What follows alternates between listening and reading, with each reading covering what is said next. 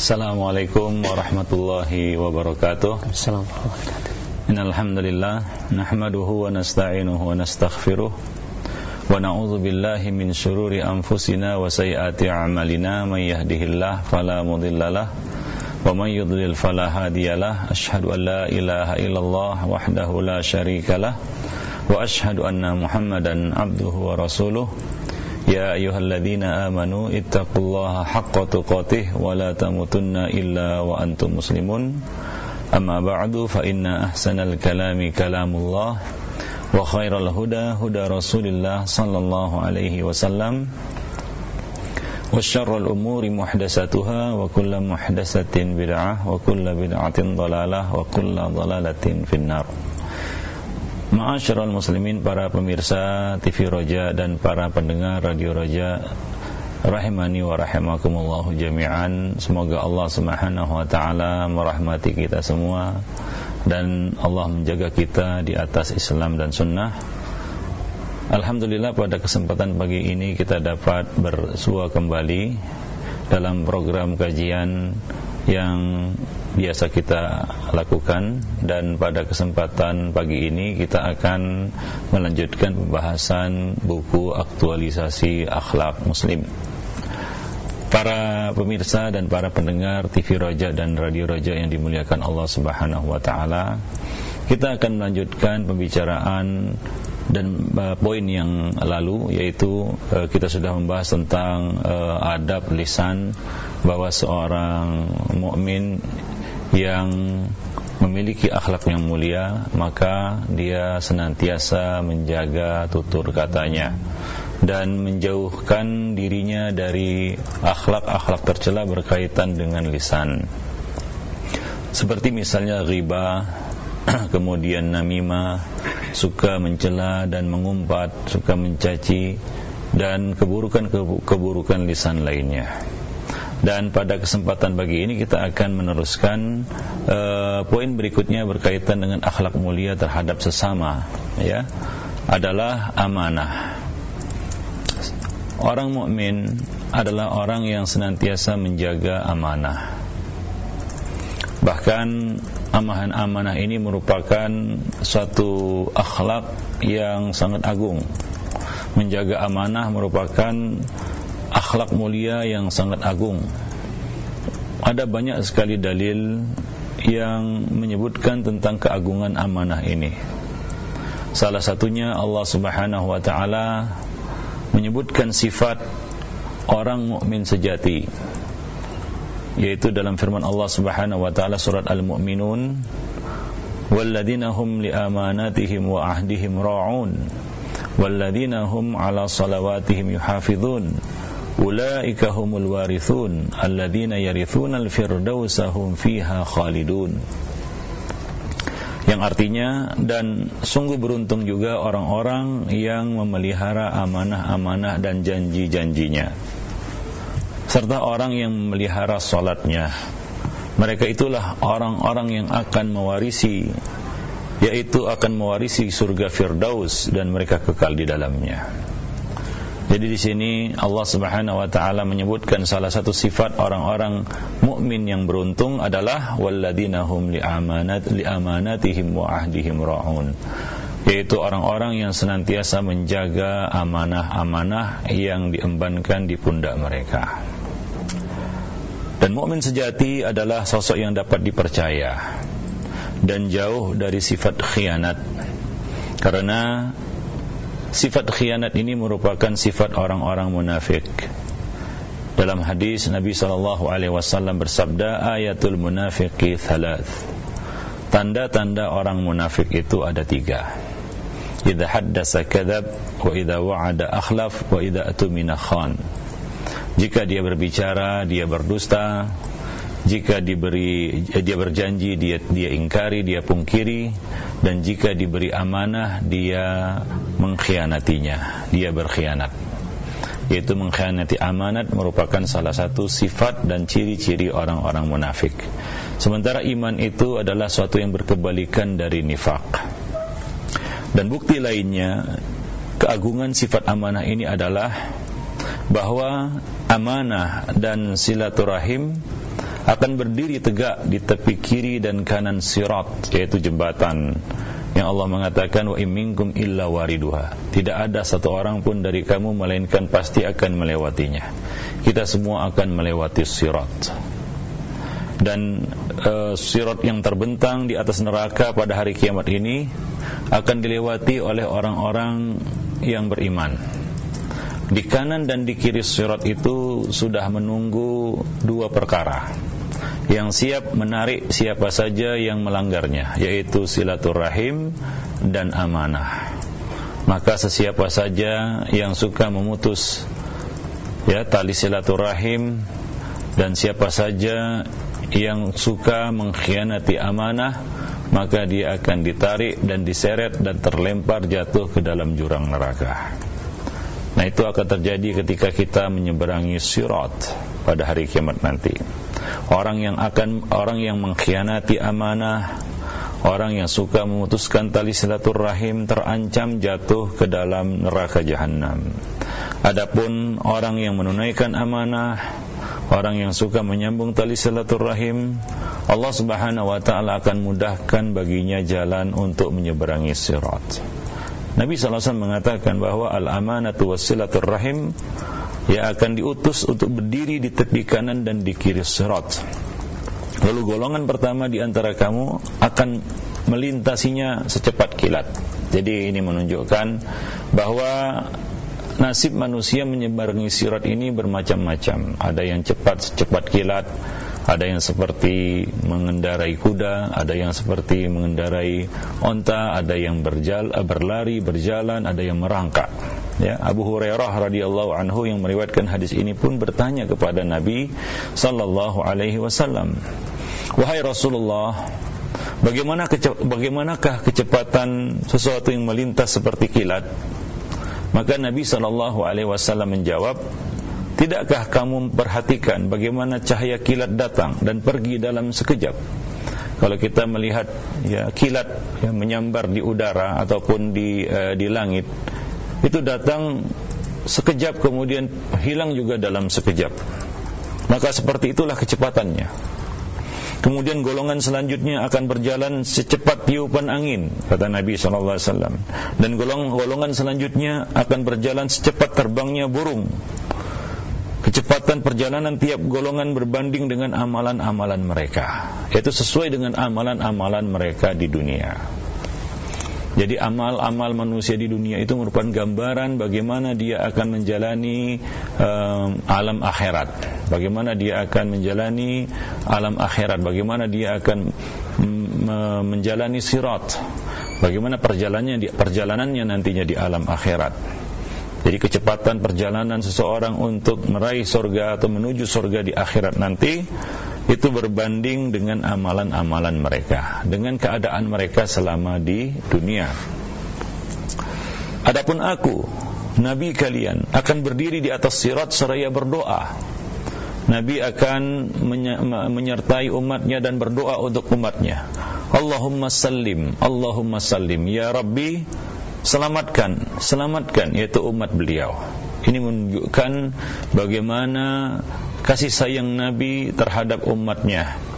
Nabi menyertai mereka dan mendoakan mereka agar selamat menyeberangi sirat. Demikian besarnya cinta Nabi terhadap umatnya.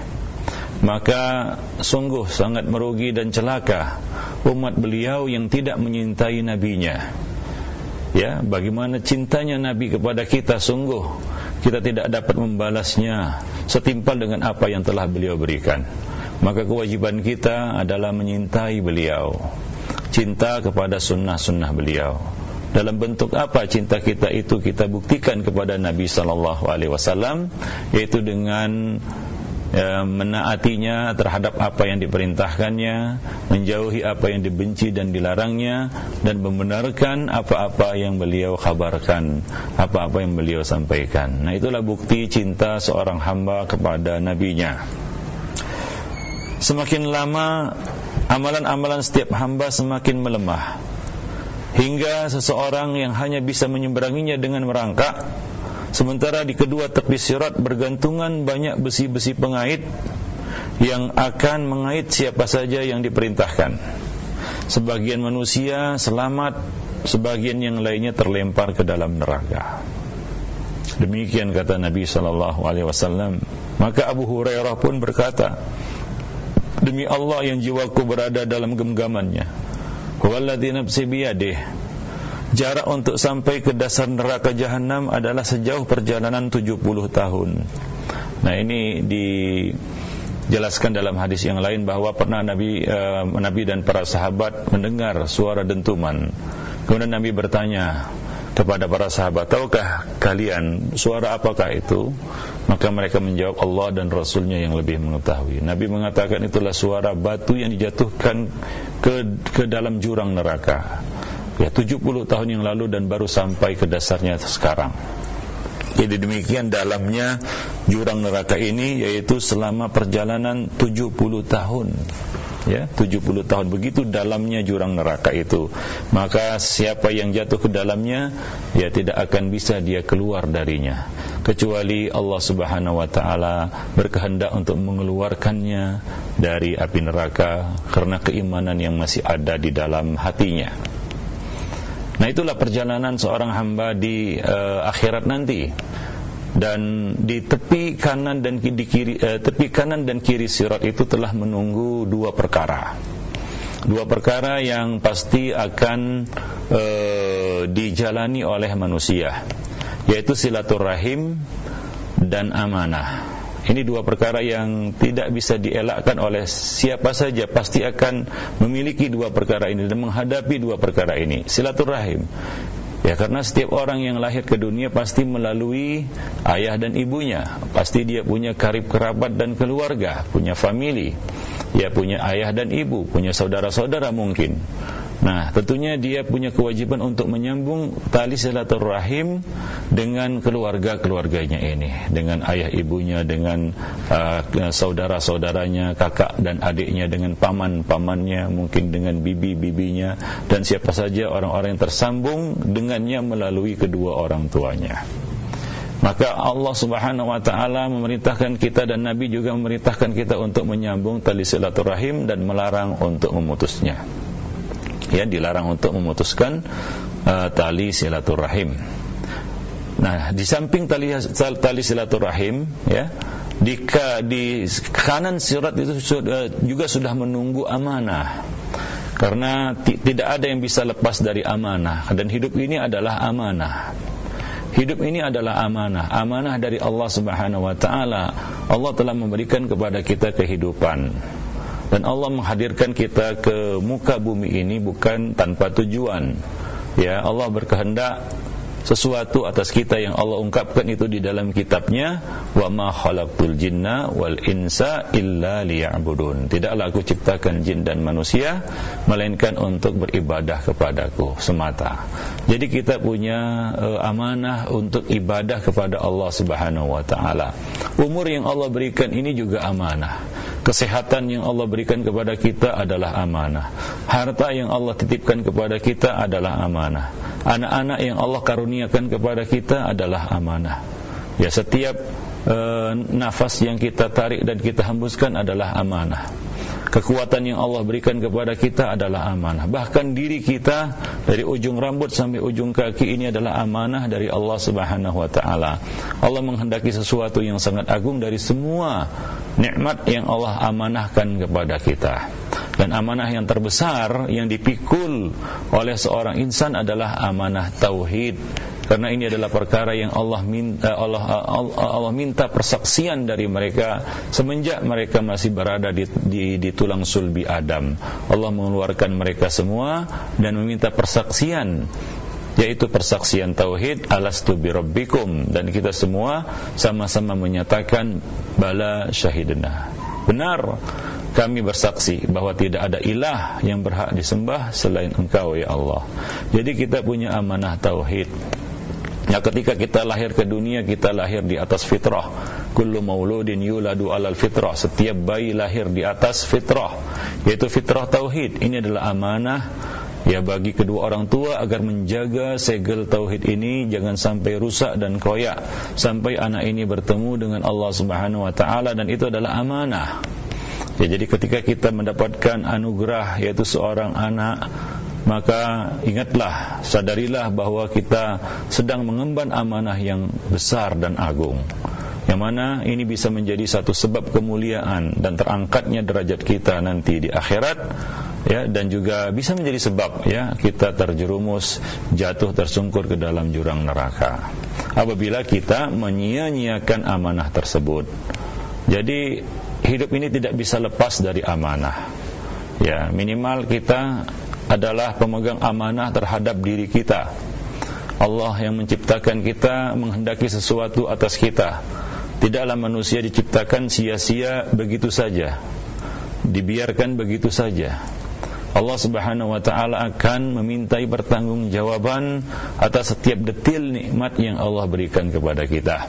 Bahkan di akhirat nanti tapak kaki kita tidak akan bergeser hingga kita ditanya tentang 4 perkara. Tentang umur kita, untuk apa kita habiskan. Tentang masa muda kita, untuk apa kita pergunakan. Tentang harta kita, dari mana kita peroleh, kemana kita belanjakan. Dan tentang ilmu yang Allah berikan kepada kita, apa yang sudah kita amalkan dari ilmu tersebut.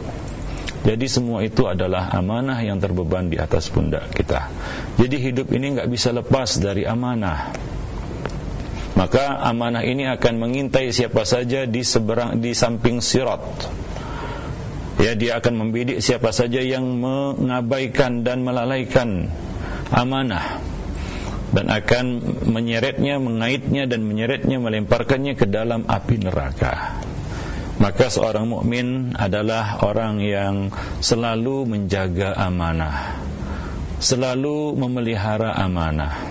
Amanah apapun yang diembankan kepadanya, baik yang mengembankan amanah kepadanya itu adalah Rabbnya maupun makhluk, ya, maupun manusia-manusia lainnya. Jadi ketika seorang mukmin memegang amanah, misalnya jabatan, dia memegangnya dengan amanah. Apabila dia diembankan amanah berupa harta, dia menjaganya dengan baik. Apabila dia diamanahkan suatu pekerjaan, suatu tugas, maka dia emban dengan baik. Dia berusaha untuk, ya, sebaik-baiknya melaksanakan dan menunaikan amanah yang diberikan kepadanya. Nah, ini sifat seorang mukmin dan merupakan salah satu bentuk akhlak yang mulia di dalam pergaulan terhadap sesama manusia maupun di dalam bermuamalah kepada Rabbnya, yaitu menjalin hablun minallah. Maka seorang mukmin adalah seorang yang amin. Nabi kita sebelum diangkat oleh Allah Subhanahu wa ta'ala menjadi seorang nabi dan rasul, beliau dikenal dengan sebutan Al-Amin, yaitu orang yang dapat dipercaya, orang yang senantiasa menunaikan amanat yang diembankannya. Ya, itu gelar Nabi SAW. Ya, itulah akhlak yang dikenal oleh orang-orang Makkah sebelum beliau diangkat menjadi nabi dan rasul. Dan sifat ini semakin menguat pada diri beliau, ya, setelah beliau diangkat menjadi nabi dan rasul. Beliau bukan hanya lagi mengemban amanah dari manusia, tapi juga mengemban amanah dari Allah Subhanahu wa ta'ala. Dan beliau menganjurkan kepada umatnya, berwasiat kepada kita semua agar kita memiliki sifat amanah ini. Setiap muslim itu, ya, wajib menghiasi dirinya dengan sifat amanah, karena ini merupakan bukti dan bentuk kepatuhannya kepada perintah Allah Subhanahu wa ta'ala. Allah Subhanahu wa ta'ala berfirman di dalam surat An-Nisa ayat 58, "Innallaha ya'murukum an tu'addul amanati ila ahliha wa idza hakamtum bainan nasi an tahkumu bil 'adl. Innallaha ni'ma ya'idzukum bih, innallaha kana sami'an basira." Sungguh Allah Subhanahu wa ta'ala telah menyuruhmu untuk menyampaikan amanat kepada yang berhak menerimanya. Dan apabila kamu menetapkan hukum di antara manusia, hendaklah kamu menetapkannya dengan adil, ya, dengan seadil-adilnya. Nah, sebelum diutus menjadi nabi dan rasul, tadi kita sebutkan bahwa Nabi Muhammad sudah mendapatkan gelar As-Sadiqul Amin, sosok yang jujur lagi terpercaya. Abdullah bin Abbas mengatakan bahwa Abu Sufyan ya sebelum dia masuk Islam mengisahkan kepadaku bahwa Heraklius, Raja Romawi, Kaisar Romawi mengatakan, setelah kutanya tentang apa saja yang diperintahkan oleh Muhammad kepada pengikutnya, kamu menjawab bahwa dia memerintahkan mereka agar menunaikan salat, mengeluarkan zakat, mengeluarkan sedekah, menepati janji dan menunaikan amanah. Sungguh semua itu adalah sifat seorang nabi. Ya, semua itu adalah sifat seorang nabi. Jadi sifat amanah ini merupakan tanda kesempurnaan agama dan iman seseorang. Ya, karena iman dan khianat ya, itu tidak akan pernah bersatu selama-lamanya. Tidak akan pernah bersatu antara iman dan khianat.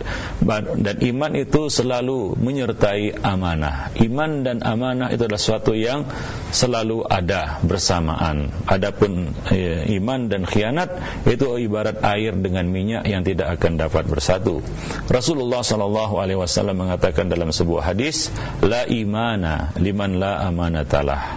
Tidak ada iman bagi orang yang tidak amanah. Tidak ada iman di sini, tidak sempurna imannya. Orang mukmin yang tidak menjaga amanah, ya itu menunjukkan kekurangan imannya.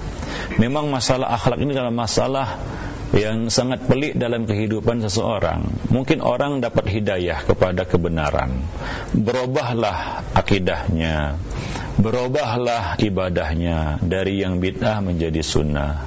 Ya, dari meyakini keyakinan yang menyimpang, ya hingga dia merubahnya menjadi akidah yang sahihah, akidah yang lurus. Ibadahnya juga demikian. Tapi ada satu yang lambat berubah pada diri seseorang, yaitu akhlaknya. Kita lihat semuanya sudah berubah, bahkan penampilan fisiknya juga berubah. Dulu tidak pelihara jenggot, sekarang memelihara jenggot. Dulu bajunya amburadul, sekarang sudah islami, kan begitu ya. Demikian juga akidahnya, demikian juga ibadahnya, tidak lagi buat hal-hal yang menyimpang dari sunnah Nabi sallallahu alaihi wasallam. Dalam arti kata lahir dan batin sudah nyunnah. Cuma ada satu hal yang kadang-kadang susah untuk berubah, yaitu tabiat, akhlak yang belum berubah juga, walaupun semuanya sudah berubah. Jadi inilah yang paling lambat berubah. Bahkan banyak manusia-manusia yang tidak pernah berubah, walaupun dia sudah berada di atas sunnah. Allah telah membukakan pintu hatinya untuk menerima sunnah. Tapi urusan akhlak, nah inilah yang jadi kendala kadang-kadang ya. Nah, terutama di dalam masalah amanah ini. Ya, apalagi sudah berkaitan dengan harta. Ya, amanah yang paling berat ditunaikan itu adalah amanah harta. Baik itu dalam urusan mencarinya ataupun mengeluarkannya. Ya, hingga Nabi sallallahu alaihi wasallam ya membaca doa tiap pagi. Salah satu yang diminta oleh Nabi adalah rizqan tayyiban, rezeki yang tayyib. Bukan hanya sekedar halal, tapi juga tayyib, baik. Nah, di sana ada harta-harta yang halal. Ya, hamba itu mencarinya dengan cara yang halal, bersih. Ya, bukan mencuri, bukan korupsi, bukan menipu orang, ya, bukan menggelapkan harta orang. Dia mencarinya dengan cara yang halal. Dia betul-betul amanah di dalam mencari harta. Ya, tidak jauh dari bentuk-bentuk kezaliman. Akan tetapi sayang, dia gagal di dalam menunaikan amanah mengeluarkan harta. Dia keluarkan hartanya itu untuk hal-hal yang maksiat misalnya, atau hal-hal yang tidak bermanfaat, yang merugikan dirinya sendiri. Ya, dapat harta tapi digunakan untuk misalnya beli rokok, padahal di sampulnya sudah tertulis rokok membunuhmu, kan begitu ya. Mungkin orang itu mengatakan, saya ini cari harta dengan cara yang halal, harta saya ini harta saya sendiri. Mungkin dia berkilah seperti itu. Ya, tapi ternyata dia gagal di dalam menunaikan amanah mengeluarkan harta. Nah, jadi banyak orang-orang yang gagal ketika diuji dengan harta, ketika diamanahi harta. Ya, kita lihat misalnya pedagang. Pedagang ini paling banyak bermasalah dengan amanah. Sehingga ya kita katakan sebagian orang mengatakan tidak ada amanah di pasar. Ya, nggak ada pasar amanah. Ya, boleh kita coba warung kejujuran di sekolah-sekolah kita. Di sekolah itu ya, bukan di tempat-tempat lain, di tempat pendidikan. Ternyata juga banyak yang nggak jalan. Ya, pemiliknya nombok. Kenapa? Karena uang yang ada di tabungan tidak sebanding dengan barang yang sudah habis. Kenapa? Karena banyak juga yang nggak amanah ternyata. Nah, ini amanah ini sangat berat untuk dimiliki ya, kalau tidak ditanamkan. Jadi kepada ayah ibu, ya kepada orang tua, hendaknya melatih amanah ini pada anak-anak mereka. Ya, melatih dan menanamkan sifat amanah ini pada diri anak-anak kita. Ya, jangankan anak-anak, orang dewasa saja sekarang sudah susah amanah, apalagi tidak ditanamkan semenjak kecil, ya. Tidak ditanamkan itu semenjak kecil. Jadi Nabi mengatakan ya tentang para pedagang, at-tajirus saduqul amin ma'a as-siddiq ma'an nabiyyin wa siddiqin wa syuhada yaumil qiyamah. Pedagang yang saduq, yang jujur, lagi terpercaya, yaitu lagi amanah, bersama para nabi, kaum siddiq dan para syuhada pada hari kiamat. Nah, itu pedagang yang jujur lagi amanah. Nah, sekarang ini kan boleh kita katakan ya 1:1000 lah kita mendapatkan pedagang yang jujur dan amanah. Amanah, tidak melakukan kecurangan dan penipuan di dalam jual belinya, ya, dalam timbangan dan takarannya. Ya, banyak kita lihat konsumen yang mengeluh ketika dia membeli barang, dia timbang di rumah, ternyata timbangannya tidak benar. Ya, waktu ditimbang di pasar memang 1 kilo, begitu tiba di rumah, ya kok nyusut jadi kok nyusut sampai 2 gram misalnya, ya tidak tepat 1 kilo lagi. Cuma 800 gram misalnya, jadi berkurang 200 gram, entah kemana larinya. Nah, ini menunjukkan ya amanah itu, ya tempat yang pertama kali terangkat amanah itu ya di pasar. Nah, sekarang ini bukan hanya di pasar saja amanah itu terangkat, di tempat-tempat lain juga terangkat, di masjid juga terangkat, di lembaga pendidikan juga terangkat. Ya, padahal itu di lembaga pendidikan yang seharusnya ditanamkan amanah di tempat itu. Tapi sekarang ini kan namanya kecurangan ya sudah masuk ke sekolah-sekolah, sehingga kecurangan itu terpampang nyata di hadapan anak-anak murid, anak-anak didik. Begitu ujian, gurunya yang kasih kopekan supaya nilai anak-anaknya tinggi, karena nanti kalau nilai anak-anaknya rendah, sekolahnya nanti disegel, jadi tutup, nggak dikasih izin karena dinilai gagal. Nah, karena takut hal itu menimpa mereka, maka dilakukanlah kecurangan-kecurangan. Maka amanah terangkat di lembaga-lembaga pendidikan. Kalaulah di lembaga pendidikan amanah itu sudah terangkat, jangan harapkan amanah itu akan tegak di tempat-tempat lain yang jauh dari pendidikan, dan tidak ada jarang orang yang berpendidikan di situ, misalnya pasar-pasar.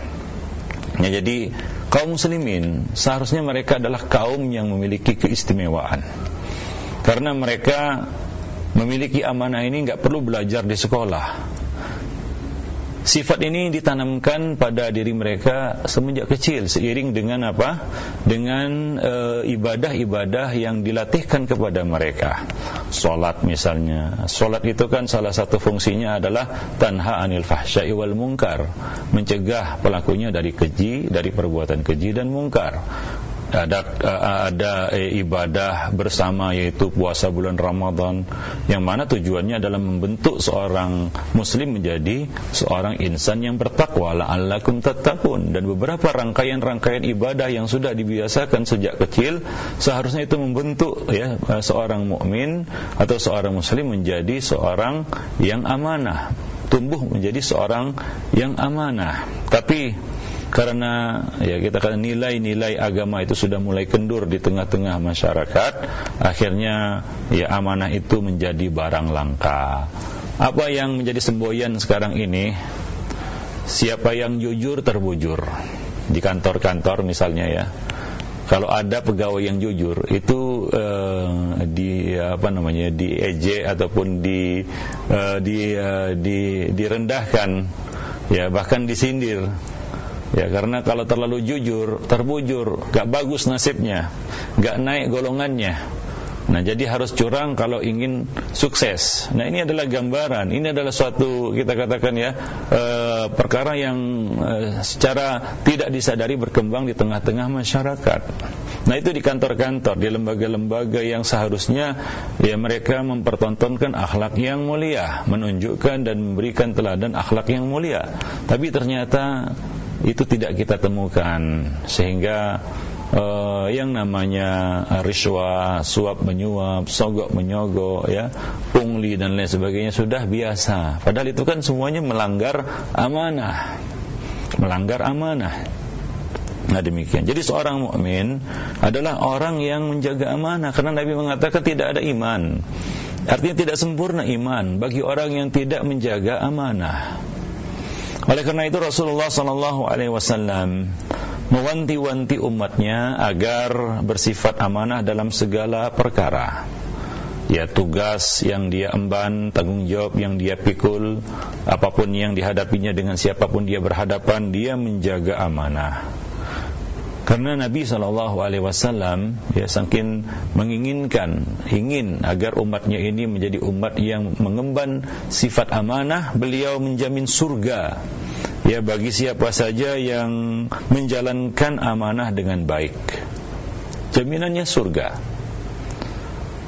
Ubadah bin Samit radhiyallahu anhu meriwayatkan bahwa Nabi SAW bersabda, "Idmanu li sittan min anfusikum admanu lakumul jannah." Hendaklah kalian menjamin 6 perkara berikut ini pada diri kamu, niscaya aku akan menjamin surga untuk kamu. 6 perkara kata Nabi SAW. Yang pertama, usduqu idza haddatstum. Jujurlah ketika kalian bicara. Yang kedua, aufu idza wa'adtum. Tepatilah janji apabila kalian berjanji. Wa'addu idza atumintum. Dan tunaikanlah amanah jika kalian diberi amanah. Wahfadhu furujakum. Dan jagalah kemaluan kalian, yaitu kehormatan diri kalian. Wa ghuddu absarakum. Dan tundukkanlah pandangan kalian. Dan yang terakhir, wa kuffu aydiyakum. Jagalah kedua tangan kalian, yaitu jagalah sikap kalian. Ya, seandainya kaum muslimin dimanapun mereka berada melaksanakan 6 perkara ini, niscaya kaum muslimin akan menjadi contoh teladan bagi umat-umat dan bangsa-bangsa lainnya. Mereka adalah kaum yang terdepan di dalam berakhlak yang mulia. 6 perkara ini saja yang mereka lakukan dengan baik. Nabi selain menjamin surga, juga hamba itu akan mendapatkan kehidupan yang baik di dunia. 6 perkara ini. Yang pertama tadi, kejujuran. Jujur apabila berkata. Ya, jujur apabila berkata. Menjauhkan kebohongan dari lisan kita. Nah, bagi para pedagang, jadi pedagang yang jujur. Pegawai, jadi pegawai yang jujur. Ya, guru, jadi guru yang jujur. Ya, sebagai rakyat kita jadi rakyat yang jujur, sebagai pemimpin kita jadi pemimpin yang jujur.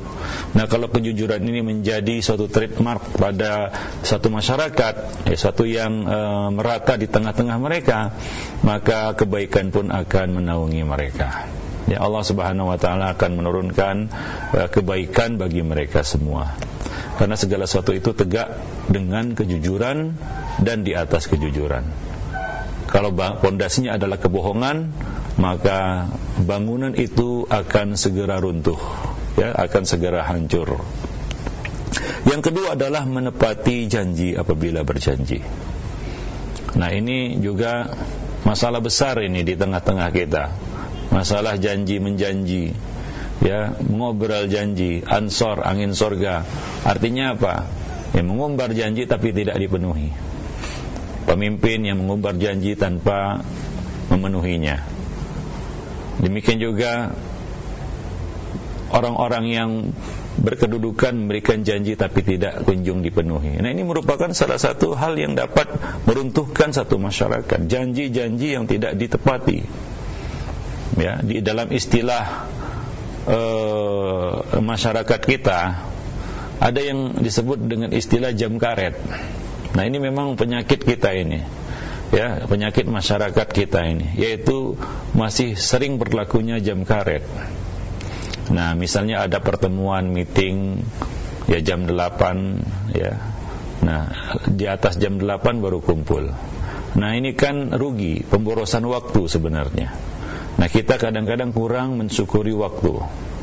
Ya, hingga ya itu tadi, hanya banyak waktu-waktu yang terbuang untuk hal-hal yang sia-sia dan tidak berfaedah. Ya, nah demikian pula kita katakan ketepatan waktu yang berkaitan dengan jadwal-jadwal dan schedule. Misalnya sekarang ini kan sudah jadi rahasia umum. Ya, kalau misalnya penerbangan jam 7 berangkatnya jam 8. Kereta api berangkatnya jam 8 baru bergerak jam 9. Ya, itu hal yang biasa di tengah-tengah masyarakat kita. Kadang-kadang kita malu juga melihat bangsa-bangsa yang lain yang justru menerapkan kejujuran dan ketepatan janji ya tetap terhadap sesama mereka di dalam muamalah mereka. Kadang-kadang kita malu ya sebagai kaum muslimin, bahkan negara muslim yang terbesar, tapi masalah kejujuran dan menunaikan janji ini adalah satu yang masih sangat sulit untuk ditegakkan di tengah-tengah masyarakat kita. Yang salah bukan Islamnya sebenarnya, tapi yang salah adalah orang-orang yang mengemban amanah Islam ini kayaknya belum mampu untuk memikulnya dengan baik. Ya, yang salah bukan Islamnya. Islam, coba lihat, kita katakan dari Nabi ya, dalam banyak hadis Allah Subhanahu wa taala, dalam banyak ayat, dan Nabi sallallahu alaihi wasallam dalam banyak hadis mendorong kita untuk memiliki sifat amanah, jujur dan lain sebagainya. Ya, nah itu menepati janji. Nah, banyak orang yang mengeluh jam karet dan lain sebagainya. Memang itu kelemahan ya kaum muslimin pada hari ini, yaitu masalah akhlak ini yang susah untuk berubah, belum berubah. Nah, kemudian yang ketiga, kata Nabi sallallahu alaihi wasallam, aku akan jamin bagi kalian surga jika kalian menjamin bagiku 6 perkara ini. Salah satunya adalah menunaikan amanah. Wa addu idza atumintum, dan tunaikanlah amanah jika kalian diberi amanah. Ya, amanah kekuasaan itu adalah amanah. Ya, sebagai rakyat juga kita mengemban amanah. Sebagai orang tua kita mengemban amanah, sebagai anak kita juga mengemban amanah, sebagai guru apalagi kita mengemban amanah yang sangat besar. Ya, nah demikian. Apapun profesi kita itu adalah amanah. Pedagang juga diberi amanah. Ya, ada amanah yang terbeban di atas pundak mereka. Jadi tunaikanlah amanah jika kalian diberi amanah. Nah, ini yang kadang-kadang susah untuk kita lakukan. Kita masih menyepelekan amanah. Ya, kita dengan mudah mengkhianati amanah yang dipercayakan kepada kita. Masih banyak ya para mutaffifin, ya pedagang yang curang dalam takaran dan timbangan, pegawai yang curang yang suka curi-curi waktu, ya datang terlambat, pulang sebelum waktunya. Nah, belum lagi waktu bubaran kantor misalnya, nah dia sudah keliaran di mall. Ya, pakai baju dinas pula itu kan. Kadang-kadang kita ya heran melihatnya, padahal dia mengemban amanah itu. Orang-orang menunggunya di kantor, dia entah kemana misalnya. Jadi berantakanlah urusan orang banyak gara-gara dia tidak menunaikan amanah sebagai pegawai yang baik. Nah, demikian. Jadi ini kerugian sebenarnya. Ya, jadi ini hidup ini saling berkaitan satu sama lainnya. Kita perlu orang lain perlu kita. Kalau kita sama-sama tidak menunaikan amanah, akan rusaklah tatanan kehidupan satu bangsa, satu negara, satu masyarakat. Ya, jika masing-masing tidak menunaikan amanah yang diembankan kepada mereka, maka Nabi menjamin surga bagi siapa saja yang mengemban amanah dengan baik. Kemudian menjaga kemaluan kalian. Wahfadhu furujakum, menjaga kehormatan diri, menjaga kemaluan kita ya dari zina dan muqaddimahnya, Ya, nah ini merupakan perkara yang penting juga untuk dijaga oleh satu masyarakat, yaitu hendaknya ya mereka menjauhi zina dan muqaddimahnya, ya, dan menjauhi, bukan hanya melakukan. Allah Subhanahu wa taala mengatakan wala taqrabuz zina, jangan kamu mendekati zina. Ya, kalaulah mendekatinya saja sudah dilarang, apalagi ya melakukannya. Ya, ketika Adam dilarang untuk mendekati, Nabi Adam alaihissalam dilarang untuk mendekati pohon, la taqraba hadhihi syajarah. Yang dilakukan oleh Adam adalah memakannya. Fa akala minha. Ya, memakannya. Jadi bukan hanya mendekati, tapi memakannya, dan ini dianggap satu pelanggaran, dan Allah memberikan satu sanksi, yaitu mengeluarkan Adam dari surga. Adam bertobat dan taubatnya diterima. Nah, demikian ya para hadirin, para pemirsa dan para pendengar TV Roja dan Radio Roja yang dimuliakan Allah Subhanahu wa taala. Jadi menjaga kehormatan diri. Ya, misalnya ya dimulai dari para muslimah, yaitu wanita-wanita muslimah hendaklah mengenakan pakaian yang syar'i, yaitu berjilbab dengan jilbab yang syar'i. Ini untuk menutup ya kita katakan peluang melakukan zina. Ya, minimal zina mata itu terhindar apabila wanita-wanita muslimah itu mengenakan hijab yang syar'i. Tapi sekarang ini apa yang kita lihat banyak ya ke wanita-wanita yang kalau kita lihat KTP-nya Islam, tapi dia bukan hanya mengubur aurat, tapi memamerkan auratnya. Wanita-wanita dijadikan sebagai pajangan. Nah, ini kan jalan menuju zina, wasilah menuju zina. Nah, jadi Nabi menjamin surga bagi siapa saja yang menjaga kehormatan dirinya. Apakah wanita-wanita tidak sadar bahwa mereka sedang dieksploitasi untuk nafsu syahwat pria? Nah, mereka mengumbar aurat mereka, membuka aurat mereka, mempertontonkannya kepada laki-laki yang tidak halal baginya untuk mempertontonkan semua itu, bukan suami mereka, ya, bukan orang lain. Ya, bukan siapa-siapa, tapi orang lain. Nah, demikian. Jadi ini perkara yang keempat, yaitu menjaga kemaluan. Kemudian tundukkanlah pandangan kalian, wa ghuddu absarakum. Tundukkanlah pandangan kalian, yaitu tidak menyorotkan mata pada hal-hal yang diharamkan untuk dilihat. Karena pepatah kita mengatakan dari mata turun ke hati. Ya, dari mata turun ke hati. Dari mana datangnya lintah? Dari sawah turun ke kali, kan begitu ya. Dari mana datangnya syahwat? Dari mata turun ke hati. Ya, awalnya dari melihat, lama-lama nyangkut di dalam hati, merusak hati. Ya, karena mata ini, pandangan ini adalah saluran yang langsung menghujam ke hati. Direct, langsung dia. Apa yang kita lihat itu akan mempengaruhi. Akhwani fiddin ma'asyiral muslimin rahimani wa rahimakumullah jami'an. Hingga para ulama membicarakan tentang melihat tokoh ahli bid'ah itu dapat memberikan pengaruh bagi hati. Ya, dapat merubah suasana hati. Ya, berapa banyak orang-orang yang akhirnya luluh karena melihat. Waktu mendengar ataupun membaca tulisannya dia enggak respect, bahkan benci. Ya, tapi begitu melihat orangnya, luluh dia.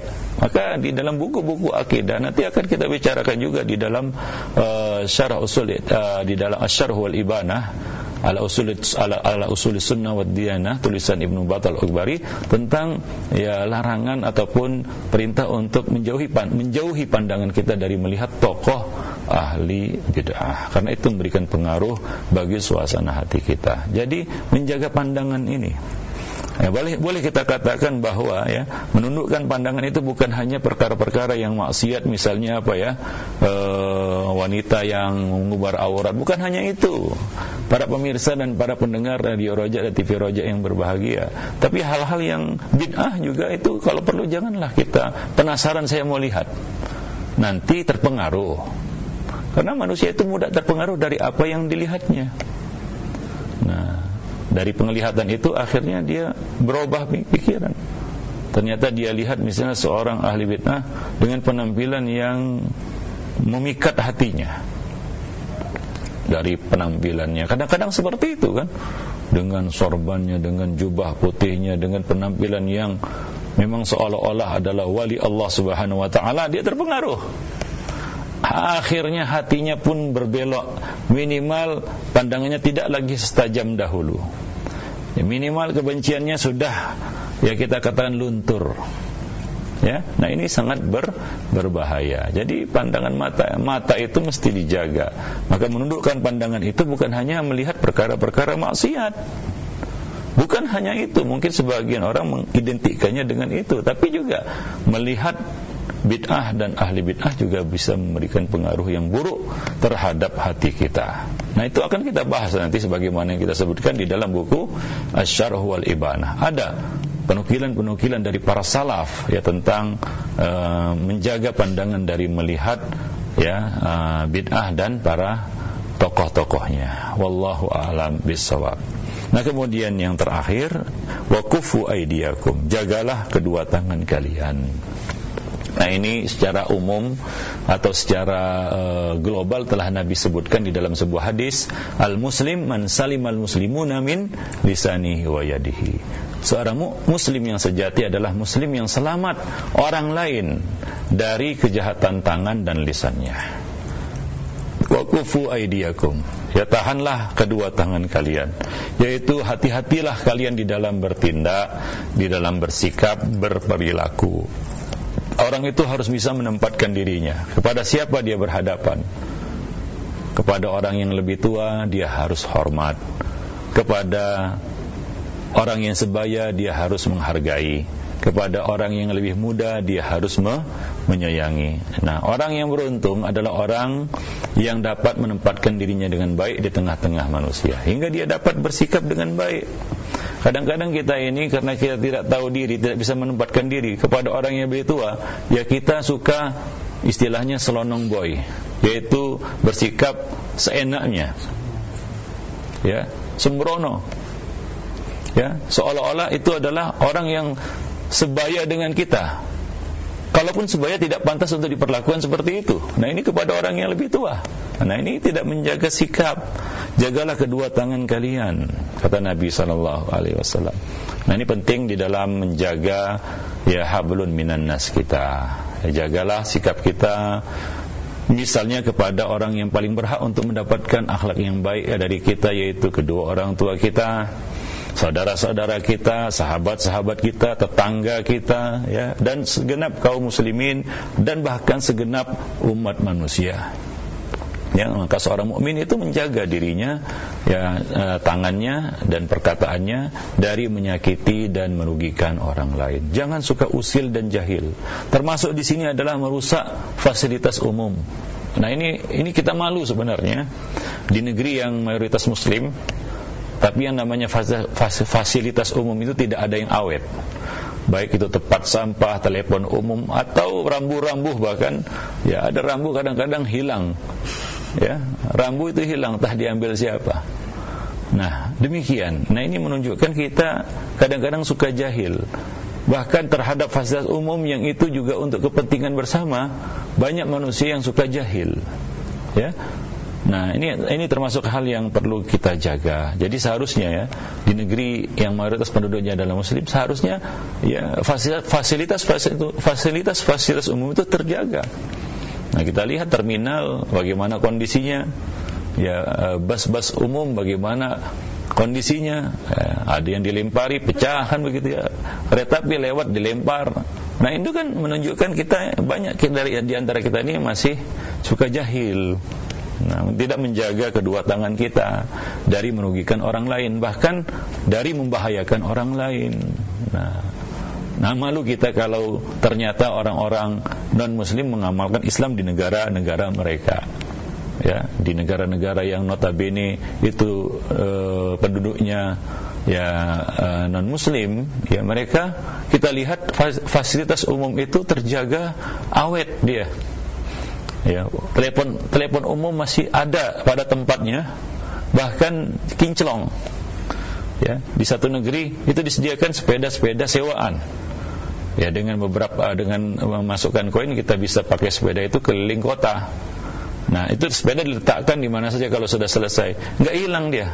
Saya nggak bisa bayangkan kalau itu diberlakukan di negeri ini. Mungkin hilang itu, habis itu sepeda. Nah, demikian. Nah, ini merupakan gambaran bahwa sebenarnya yang salah itu bukan Islamnya, tapi orang-orang yang mengemban Islam ini belum sanggup untuk memikulnya. Ya, kaum muslimin belum sanggup untuk memikul Islam yang mereka anut dan mereka yang Allah berikan kepada mereka ini. Wallahu a'lam bishawab. Jadi sebagaimana kita sebutkan tadi, memang masalah akhlak inilah yang memang sangat susah untuk berubah. Orang itu bisa berubah akidahnya, ibadahnya, ya, dari malas beribadah menjadi taat, ya, dari penampilannya amburadul menjadi seolah-olah wali, kan begitu ya. Akidahnya dari yang sesat-sesat menjadi akidah yang shahihah, ya. Tapi satu yang susah berubah, yang enggak akan berubah atau susah untuk berubah, yaitu akhlaknya. Wallahu a'lam bishawab. Jazakallahu khair, barakallahu fiik kepada Ustaz yang sudah memberikan pembahasan yang insyaallah bermanfaat bagi kita semua dari pembahasan aktualisasi akhlak muslim, yaitu akhlak terhadap sesama. Dan telah kita dapatkan atau kita simak bersama beberapa poin yang begitu bermanfaat bagi kita semua, yang mudah-mudahan kita bisa mengamalkannya. Dan untuk selanjutnya, tersisa waktu 8 menit ke depan, kita gunakan untuk bersoal jawab. Silahkan Anda bisa menghubungi kami di layanan yang telepon di 0218236543, yang tentunya kami harapkan pertanyaan yang Anda ajukan disesuaikan dengan bahasan kita di kesempatan pagi hari ini. Ya, silakan penelpon pertama atau penanya pertama di layanan yang telepon. Ya, halo. Assalamualaikum warahmatullahi wabarakatuh. Waalaikumsalam warahmatullahi wabarakatuh. Dengan siapa, di mana Ibu? Dengan Bunda Iqmal di Banda Aceh, Ustaz. Bunda Iqmal di Banda Aceh, silahkan. Ya, begini, apabila kita memiliki satu orang tetangga yang memang tetangga ini banyak memiliki masalah dengan tetangga lain, beliau itu susah melihat orang senang dan senang melihat orang susah, Ustaz. Sebagai contoh, misalnya ada tetangga saya yang lain membawa pulang kawan laki-lakinya begitu, langsung aja dilaporkan kepada ketua kampung. Nah, sedangkan beliau sendiri anak perempuan, anak gadisnya itu membawa teman laki-laki, seperti nggak itu Ustaz, nggak dicegah gitu, seperti disuruh gitu. Nah, bagaimanakah sikap kami tetangga-tetangga yang lain ini kepada beliau, Ustaz? Baik. Ya. Jazakumullahu khairan. Assalamualaikum warahmatullahi wabarakatuh. Waalaikumsalam warahmatullahi wabarakatuh. Ya. Salah satu di antara wasiat Nabi kepada kita adalah berbuat baik kepada tetangga. Ya, falyukrim jarahu. Man kana yu'minu billahi wal yawmil akhir falyukrim jarahu. Barang siapa yang beriman kepada Allah dan hari akhir, maka hendaklah dia memuliakan tetangganya, yaitu berbuat baik, ya, menghormati tetangga. Karena kita ini kan hidup bersosial, artinya kita tidak bisa hidup sendiri. Kita perlu orang lain juga perlu kita. Maka kita harus membangun kesadaran, ya, untuk berbagi kebaikan, ya, kepada orang-orang yang ada di sekitar. Maka Nabi SAW memerintahkan kepada kita agar kalau kita masak, perbanyaklah kuahnya, yaitu diperbanyak sedikit masakan itu. Untuk siapa? Untuk berbagi dengan tetangga, agar kita dapat memberikan kepada mereka dengan cara yang ma'ruf, jadi berbagi. Jadi ini perintah dari Nabi kita Muhammad SAW untuk berbaik kepada tetangga terutama. Karena bahkan Jibril datang kepada Nabi berpesan, ya, agar berbuat baik kepada tetangga, hingga beliau mengira bahwa tetangga ini akan diberi hak waris. Ya, begitu besarnya dan agungnya hak tetangga, ya. Maka seorang mukmin menjaga hubungannya dengan tetangga. Jangan sekali-kali dia sakiti tetangganya, baik dengan lisan apalagi dengan perbuatan. Ada seorang wanita yang rajin ibadah, rajin salat dan rajin puasa. Bukan hanya salat wajib tapi juga salat sunnah. Bukan hanya puasa wajib tapi juga puasa sunnah. ini diceritakan di hadapan Nabi. Nabi diam saja. Lalu ketika disebutkan bahwa dia, tapi sayang, dia suka menyakiti tetangganya dengan lisannya, maka apa kata Nabi? Nabi mengatakan hiya finnar, dia di dalam neraka. Ya, dia di dalam neraka. Bukan orang ini atau perempuan ini tidak beribadah, tidak rajin ibadah, cuma ya masalahnya dengan tetangganya ini buruk.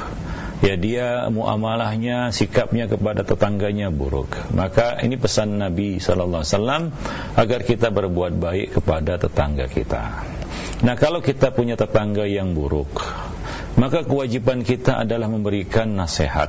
Karena agama ini adalah nasihat, ya. Ad-dinu an-nasihah. Agama itu nasihat. Wa dzakir fa inna dzikra tanfa'ul mu'minin. Berilah peringatan, berilah nasihat karena nasihat itu bermanfaat bagi orang-orang yang beriman. Jadi kewajiban kita adalah menasihati tetangga kita itu, ya, dengan cara yang baik. Ya, misalnya kita datang ke rumahnya, ya, bawa oleh-oleh sedikit, kan begitu ya, kemudian bicara tentang hal-hal yang itu kita anggap tidak etis. Misalnya dia bawa masuk ke dalam rumahnya laki-laki yang bukan mahram, nah ini mengganggu ketentraman warga. Jadi kewajiban kita untuk menasihatinya dan ya mencari solusinya dengan aparat setempat. Nah, ini juga perlu, ya, karena setiap tempat kan ada ketua RT RW-nya, ada kepala kampungnya atau kepling, kepala lingkungannya yang berkewajiban untuk mengayomi masyarakat, ya, hubungan antara sama mereka. Jadi perlu diselesaikan, ya, masalah-masalah yang dapat mengganggu, ya, keamanan dan ketentraman masyarakat, ya. Kalau ada pertengkaran dengan antara seseorang dengan tetangganya, nah tetangga yang lain perlu mendamaikan. Nah, ini kewajiban mereka, ya, karena Allah mengatakan innamal mu'minuna ikhwah fa aslihu baina akhwaikum. Jadi kalau kita lihat tetangga kita bertengkar, ada tetangga kita bertengkar, ya, maka kewajiban kita adalah mendamaikan keduanya. Ya, karena yang namanya hidup bermasyarakat itu memang perlu, ya, untuk saling isi mengisi, sama-sama bekerja dan bekerja sama di dalam menaati Allah Subhanahu wa taala, karena kita hidup bersama. Kalaulah, ya, satu kemaksiatan yang dibiarkan di tengah-tengah masyarakat, ya, tidak ada, ya, orang yang berusaha untuk mencegahnya, maka, ya, dikhawatirkan azab Allah akan turun secara merata kepada mereka semua. Jadi perlulah, ya, kita katakan kerjasama di antara elemen-elemen masyarakat untuk meminimalisir hal-hal yang dapat merusak, ya, tatanan kehidupan mereka. Ya, jadi ini juga mendorong kita untuk peka terhadap lingkungan sekitar, ya, peka terhadap lingkungan sekitar.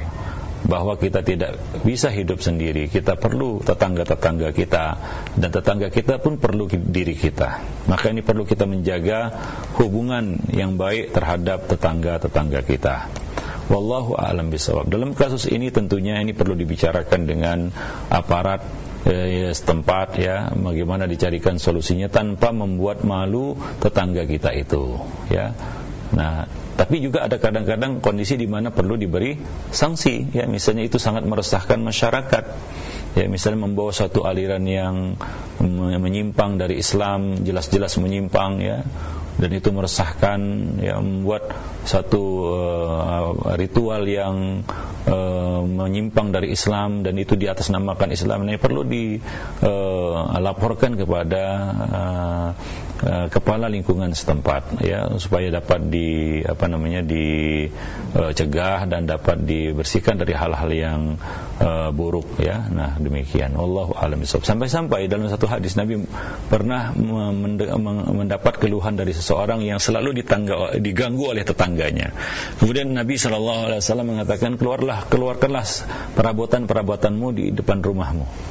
Maka dia pun mengeluarkan perabotan-perabotannya di depan rumahnya. Setiap orang yang datang lewat situ dan melihat itu berkata, kenapa kamu melakukan ini?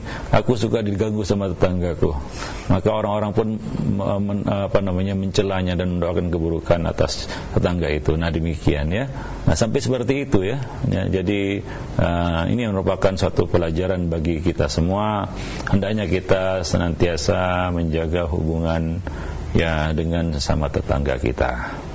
Ya, terutama kepada para pendatang, ya, kalau kita itu tamu di satu lingkungan, kita akan hidup di situ, maka laporkanlah keberadaan kita di tengah-tengah mereka. Jangan kita jadi alien, orang asing gitu ya, makhluk asing yang jadi pembicaraan orang, ya, dan jadi sorotan masyarakat hingga muncul fitnah-fitnah yang enggak karuan. Nah, ini mungkin karena kita ya tidak peka terhadap lingkungan. Ya, jadi bisa ada, setiap lingkungan ada keplingnya, datangi, laporkan, ya, sebutkan identitas kita, dari mana kita datang kalau kita misalnya pendatang baru di satu tempat. Nah, itu merupakan satu ajaran yang sebenarnya diajarkan oleh Nabi sallallahu alaihi wasallam. Wallahu a'lam bishawab. Nah, demikian saja para pemirsa dan para pendengar Radio Roja dan TV Roja yang dimuliakan Allah Subhanahu wa taala.